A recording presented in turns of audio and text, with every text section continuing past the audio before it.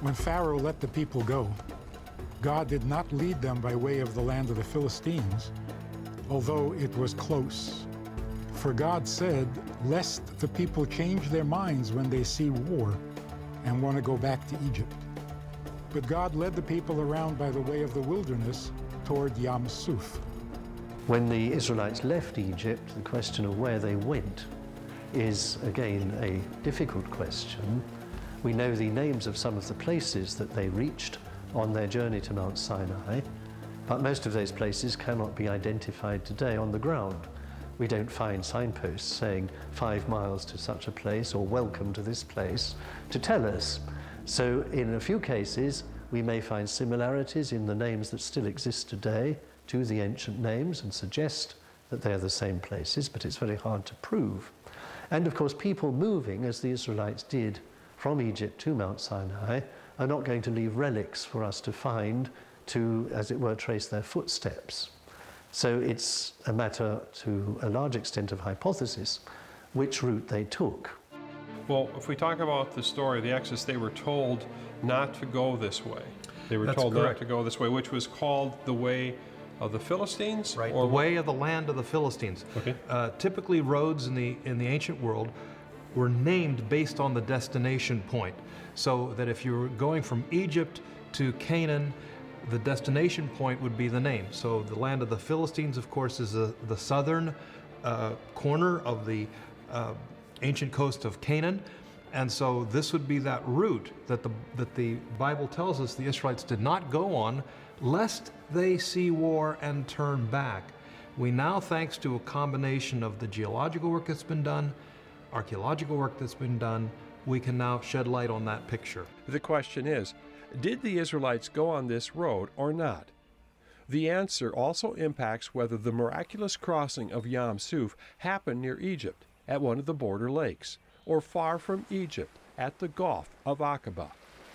The Egyptian view has popularized the idea that the crossing happened near Egypt at a shallow lake area. Does the Hebrew text, make that a possibility when you read the Hebrew?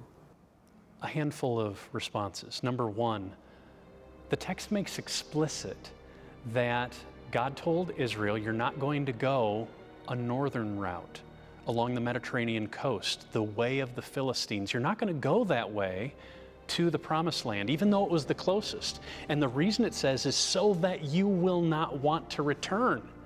And if they would have went up to those lakes up towards the north, they would have been going the very way. That would have been the very way that God verbally declared, you shall not go this way. And to think that God would have altered his reflections would have gone against his purpose. He didn't want them to be so close to Egypt that they could easily turn around. So wherever we look for the region of the water crossing, we need to recognize it can't be near Egypt because God didn't want them to be so close that they'd want to return. And he says it's not going to be by way of the Philistines because that way is near Egypt. But those in the Egyptian approach are split about whether they actually went on the northern road or not. We know that Exodus chapter 13, verse 17 says to the Israelites, it says to Moses, when you leave, do not take the way to the land of the Philistines. Well, we know that the Egyptians had a whole series of forts along that road. It's the equivalent of an interstate highway. Not that it was paved and patrolled and lighted and so forth. I don't mean that. In that it was a major international roadway. By roadway, I mean pathway. There are times, I'm sure, when because of the season, it got clogged with mud and roots and growth and so forth. But it's a major transportation artery. So they weren't going to go north? Well, I'm assuming that this prohibition was necessary. Mm-hmm. All we know is that there's a prohibition. Do not take, this is Exodus chapter 13, verse 17. So when you leave, do not take that road. All right, I think the reason for the prohibition, we have to deduce something here.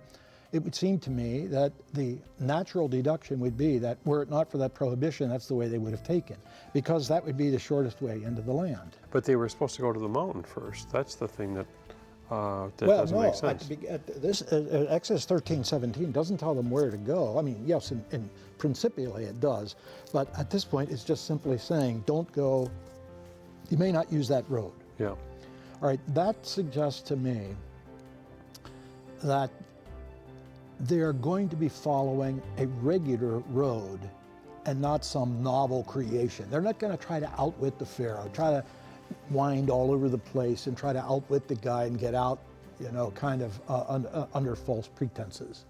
Those taking the Hebrew approach for the geography agree that the biblical text not only implies that God told them not to go by the way of the northern road, it explicitly says they didn't go that way.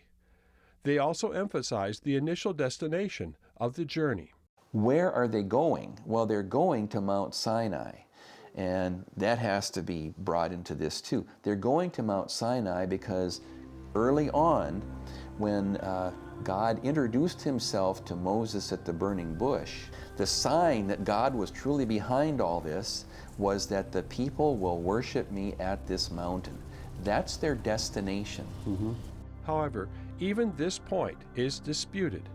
Many in the Egyptian approach emphasize the ultimate goal of the Exodus journey, which was the Promised Land, and de-emphasized the initial destination of Mount Sinai. They were forced north. Egyptologist David Rohl favors a crossing at the northern Bala Lakes, along the northern road known by the Egyptians as the Way of Horus. One thing I want to bring up is that it says that they weren't supposed to go north. It says they weren't supposed to go the way of the Philistines, which is along the Mediterranean. That's right. So how do you explain that? Well, they don't start off that way, do they? They go from the city of Avaris or Ramses in Goshen.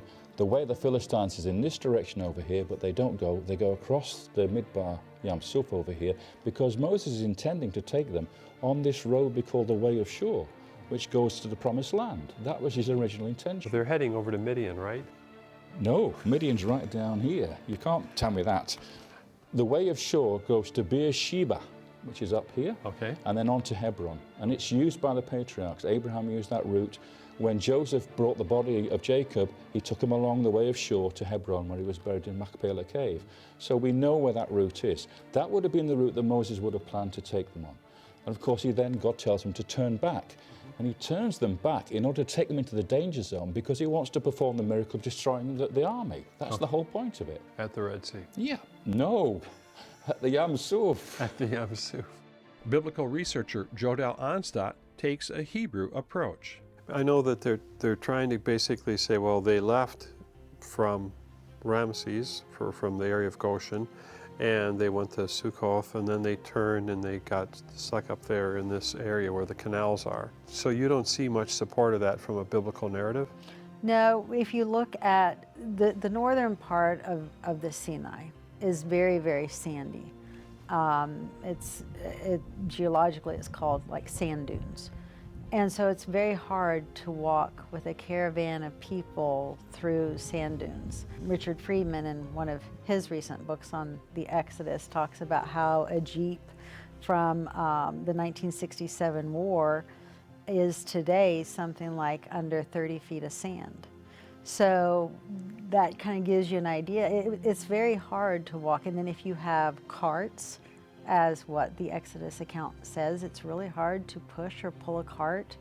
So it would have been very, very hampered. You're talking about in that northern in part that of northern Egypt, quadrant. in that right. Wadi Tumilat area, or I mean up in that, not the Well, Wadi Tumilat, but north of that? But even north of that, as you go closer to what would have been geographically that Way of the Philistines or Way of Horus, or even if you would have gone,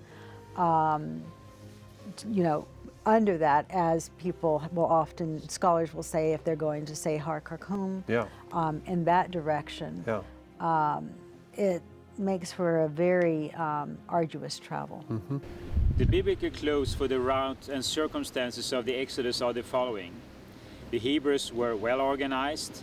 They were unarmed at the departure from Egypt, and the pillar of cloud and the pillar of fire showed the way. And the Hebrews, they walked day and night. It is stated that they were in the wilderness, and that's important. We don't talk about the desert like the Sahara Desert. We talk about going on very solid ground, gravel-like ground that was very solid to walk on or to drive on today, or similar to a street actually, very solid ground. The direction from Egypt was not towards the north, that's very clearly stated.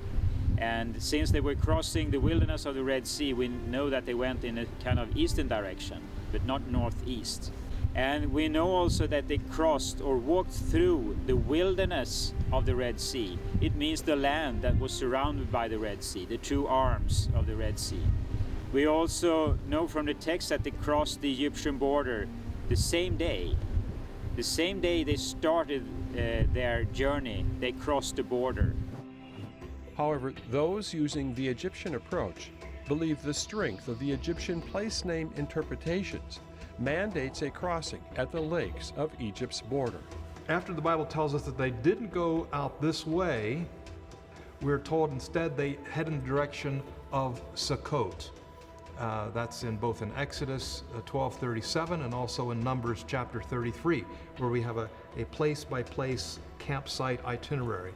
So you can see that they're heading towards the other way out of Egypt. There were two ways in and out of Egypt, one on the coast and the other following this route out into central Sinai. So it looks like that's the direction they were heading, towards what the Bible calls Sukkot. I should just add that this area was known in ancient Egypt as Cheku. Cheku linguistically corresponds to Hebrew Sukkot. And so it seems that they're clearly moving in this direction, at least initially trying to avoid this area. They come to this area and they're on the edge of the wilderness. They're about to leave Egypt. Exodus 13:20 tells us, and then suddenly they make a turn. Exodus 14:1 and 2 indicates a turn, and the word shuv means to turn back. Did they turn more to the east or a little bit more to the west? But clearly they're heading back to the very area they were originally trying to avoid. What's puzzling is why they would originally avoid this route and now apparently head back up to it. But it doesn't make sense to me, but it does make sense in terms of following the geography of the text, and that much I'm stuck with.